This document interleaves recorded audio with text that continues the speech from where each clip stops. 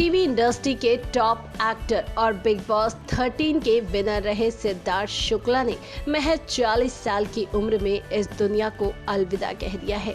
जी हां दोस्तों, सिद्धार्थ शुक्ला के इस अचानक निधन के बाद पूरा फिल्म इंडस्ट्री और टीवी इंडस्ट्री सदमे में है। तो वहीं भोजपुरी इंडस्ट्री के कई सितारों ने जी हां सिद्धार्थ शुक्ला को याद करते हुए उन्हें श्रद्धांजलि दी है, जिनमें सबसे पहला नाम आता है रवि किशन का। रवि किशन ने सिद्धार्थ शुक्ला के डेथ के बाद एक इंस्टाग्राम पे पोस्ट शेयर किया, जिसमें उन्होंने सिद्धार्थ शुक्ला की फोटो शेयर करते हुए लिखा है, सिद्धार्थ शुक्ला का आज समय छोड़कर चले जाना अत्यंत पीड़ादायक है। ईश्वर उनकी आत्मा को शांति प्रदान करे।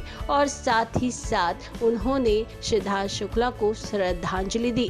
इसके अलावा बिग बॉस के ही विजेता रहे, जी हाँ, बिग बॉस के रनर अप रहे दीपक ठाकुर ने भी सिद्धार्थ शुक्ला को याद करते हुए अपने दुख को जाहिर किया है। जी हाँ, दीपक ठाकुर ने अपने इंस्टाग्राम पर सिद्धार्थ शुक्ला को श्रद्धांजलि देते हुए पोस्ट में लिखा है, ये क्या हो गया भगवान, आप एक ट्रू खिलाड़ी थे, ऐसे नहीं जाना चाहिए था सिद्धार्थ भाई, बहुत रोना आ रहा है, ईश्वर आपकी आत्मा को शांति दे।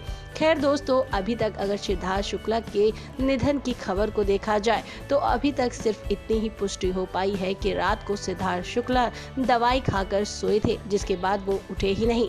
तो वहीं कुछ समय बाद सिद्धार्थ शुक्ला की बॉडी का पोस्टमार्टम भी होने वाला है, जिसके बाद उनके निधन की जी हाँ खास वजह सामने आ सकेगी।